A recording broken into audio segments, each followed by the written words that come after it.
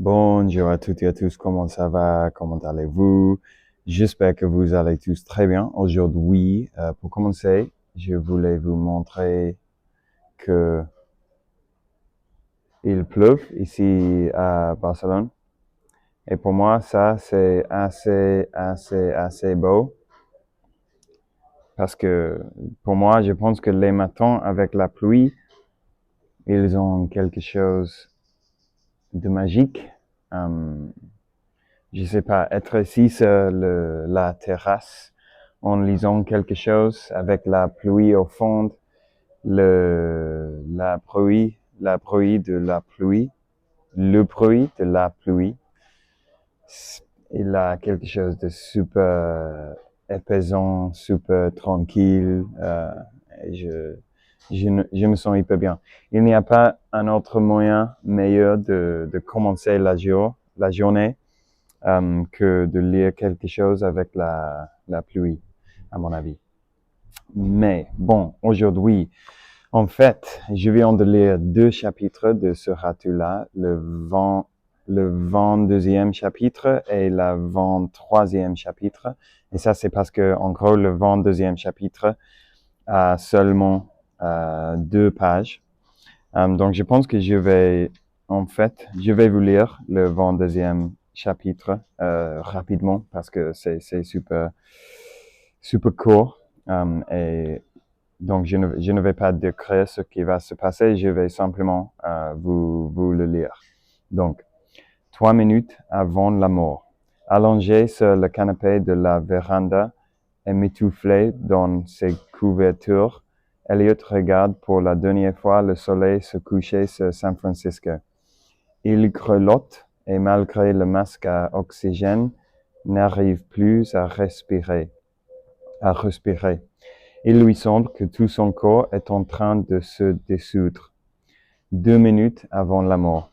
Voilà le moment tant redouté, le moment de partir pour le grand voyage. On prétend souvent que la vie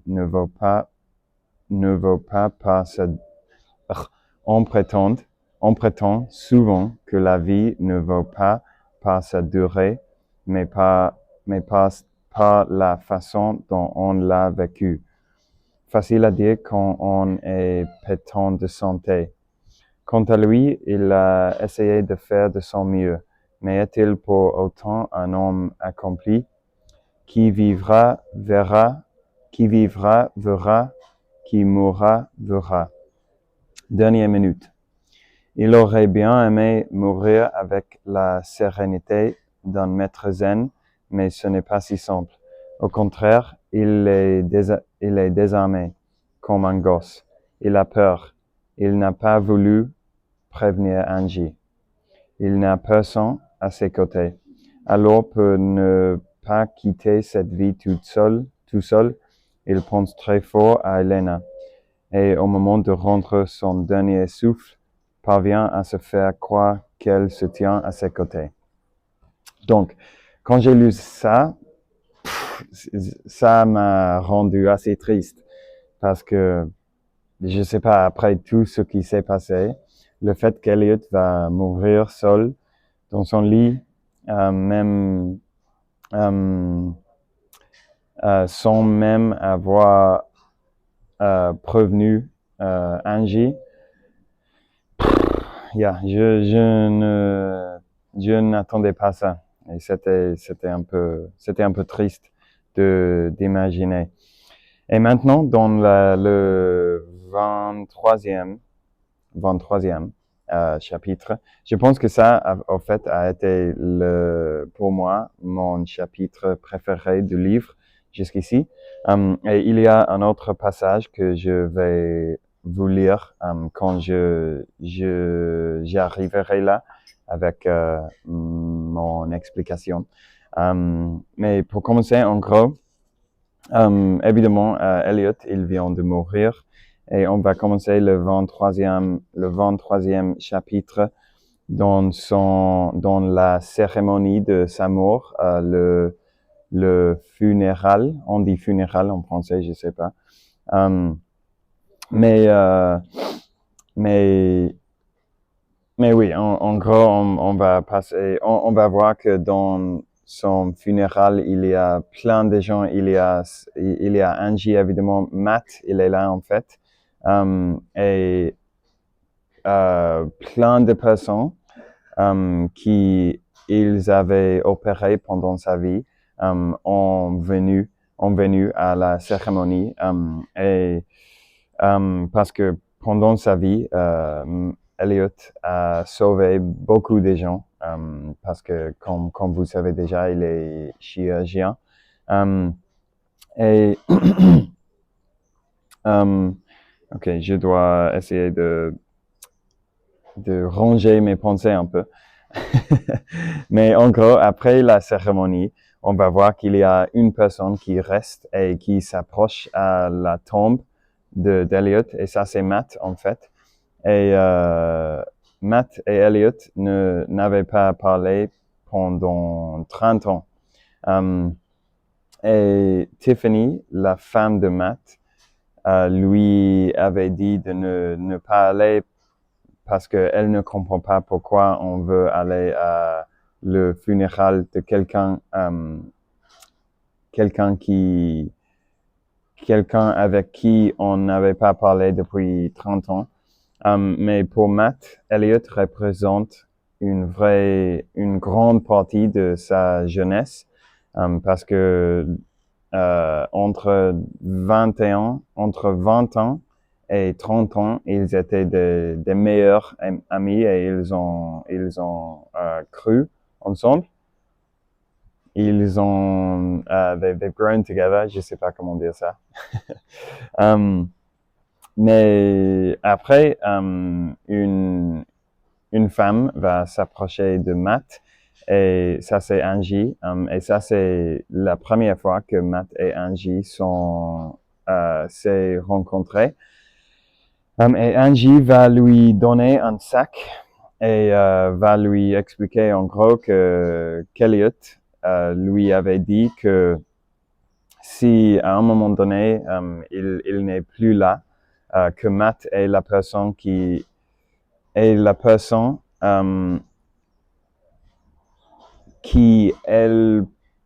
puisse s'approcher si elle a besoin de l'aide. Ça n'était pas bien, mais bon, peu importe. Mais en gros, Elliot a dit à Angie que Matt peut l'aider pendant sa vie si est-ce qu'elle a besoin de Matt, de quelqu'un, et que Matt se soucierait de lui, quelque chose comme ça. Et elle va lui donner un sac, et elle va lui dire que mon père m'a dit de vous donner ça quand il meurt, en gros. Et Matt va rentrer à la maison, et dans ce sac, il va trouver deux bouteilles de vin, et de vin comme... Je n'ai pas super bien compris, mais dans le livre, il dit que ces deux vins sont un peu un clin d'œil à Matt pour quelques raisons que je ne comprends pas. Mais ça, ce n'est pas important. L'important, c'est qu'il va trouver aussi un cahier. Et quand il trouve ce cahier, il ressent un sentiment de peur et d'excitation dans son corps, ou d'enthousiasme dans son corps, parce que il espère qu'il va avoir des réponses à tout ce qui s'est passé il y a 30 ans, pourquoi Elliot a changé, pourquoi sa comportement a changé tellement d'un coup. Et bon, et en gros, ça c'est la passage que je voulais vous lire, parce que Matt va ouvrir ce livre, ce cahier, et on va voir ça. Donc, mon vieux Matt, si tu fis ces lignes, c'est que cette saloperie de crabe a fini par avoir ma peau. J'ai lutté jusqu'au bout, mais il est des adversaires dont on ne triomphe pas. Dans le journal d'hier, tu as sans doute vu mon avis de décès et comme tu as bon cœur, tu t'es débrouillé pour faire un saut à mon enterrement. Je parie même que tu t'es planqué derrière un arbre en attendant de pouvoir converser tranquillement avec ma pierre tombale. Je sais que tu m'en veux encore, je sais que tu n'as jamais compris mon comportement et que tu as souffert comme j'ai souffert. J'aurais aimé te donner des explications plus tôt, mais ça m'était impossible. Tu comprendras pourquoi. Voici donc l'incroyable aventure qui m'est tombée dessus et qui nous a tous affectés.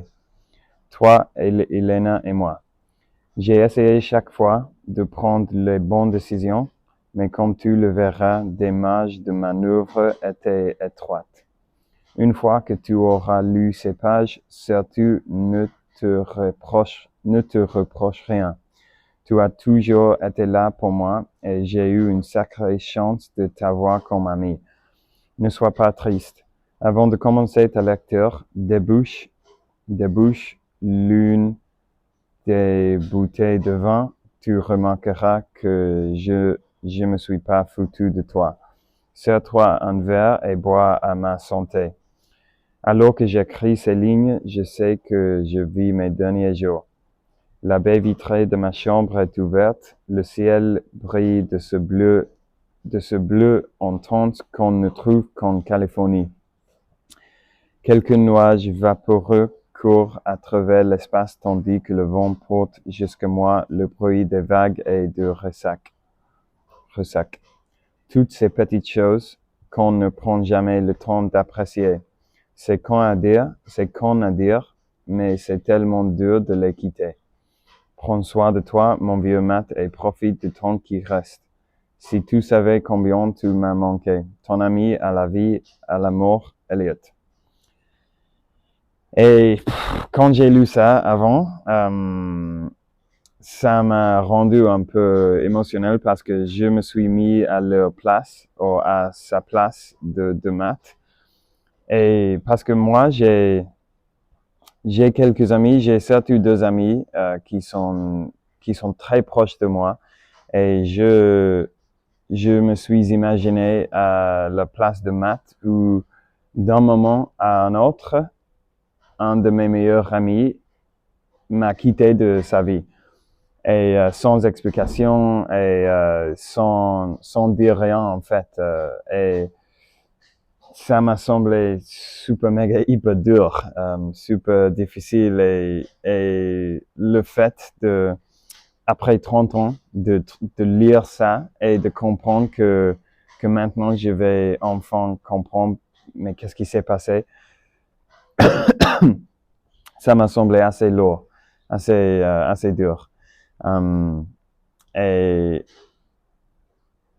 les amitiés sont si importantes et sont si puissants en fait, je dirais, que l'idée de perdre une amitié tout comme ça, c'était horrible. Je sais pas. C'était très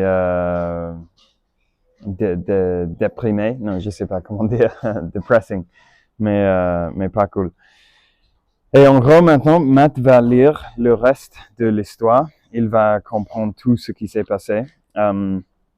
Et il explique qu'il y a 30 ans. Et j'avais oublié que il y a 30 ans, quand tout ça a commencé a commencé à se passer avec Elliot, et qu'Elliot lui avait raconté à Matt ce qui s'était en train de passer, et Matt avait décidé de ne pas le croire en fait.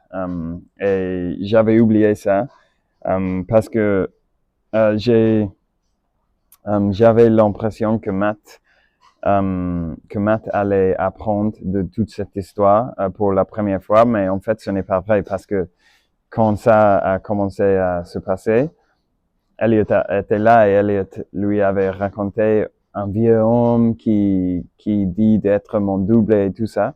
Et Matt avait dit, non, tu te rends fou, en fait. Et wow, d'apprendre que c'était vrai 30 ans plus tard, incroyable. Um, et ok, et maintenant, après avoir lu le livre, Matt, il va prendre sa voiture et il va conduire chez Elena, en fait. Et on va apprendre que pendant ces derniers 30 ans, Elena n'a pas être avec une autre personne d'une manière romantique, amoureuse, en fait. Ou pas quelque chose de sérieux, en fait, on apprend. Et Matt va dire à Elena que Elliot c'est mort. Et Elena va pleurer. Ça va l'écraser un peu. Et elle explique que même après 30 ans de ne lui parle pas, elle continue à l'aimer. Et c'est un peu pour ça aussi qu'elle n'avait pas trouvé un autre amour parce qu'elle n'avait jamais arrêté d'aimer Matt, d'aimer Elliot. Et Elena aussi, elle va lire le cahier. Et oui. Et maintenant, on ne sait pas comment elle va réactionner, mais elle va le lire et on va rejoindre Matt. Et il est en train de rentrer chez lui. Et il prend cette histoire, il réfléchit. Évidemment, je pense qu'il va réfléchir à ça pendant beaucoup de temps maintenant parce que c'est super fou ce qui s'est passé. Mais à un moment donné, il va se rendre compte de quelque chose. Je vais vous lire le passage. Car il venait de comprendre ce qui le préoccupait depuis plusieurs heures. Il avait lu et relu le récit d'Eliot. Celui-ci expliquait clairement que le vieux Cambodgien lui avait donné 10 pilules. Or, Eliot n'avait effectué que 9 voyages dans le temps. 10 pilules, 9 voyages. Où était donc passée la pilule restante? Et là, en fait, j'avais envie parce que maintenant on a le dernier chapitre et le dernier chapitre s'appelle Dernier pilule. Et après avoir fini ce chapitre, j'avais vraiment envie de continuer à lire parce que maintenant je suis super curieux de voir ce qui va se passer parce que jusqu'ici ça a été une fin assez triste, je dirais plus ou moins. Mais j'ai foi que quelque chose va se passer dans ce dernier chapitre qui va changer un peu l'histoire et la fin de l'histoire. J'espère qu'on va apprendre que dans un de ces fils de temps, un de ces timelines, quelque chose de bien s'est passé à Elliot, mais on verra bien. J'ai aucune idée. Et je vais résister la tentation de lire le chapitre maintenant. Je vais le faire peut-être demain. Et on verra bien comment cette belle histoire va terminer, mes amis. Donc ça y est, merci d'avoir regardé la vidéo aujourd'hui. Comme toujours, je vous souhaite à tous une super bonne journée aujourd'hui et on parlera demain. Ciao.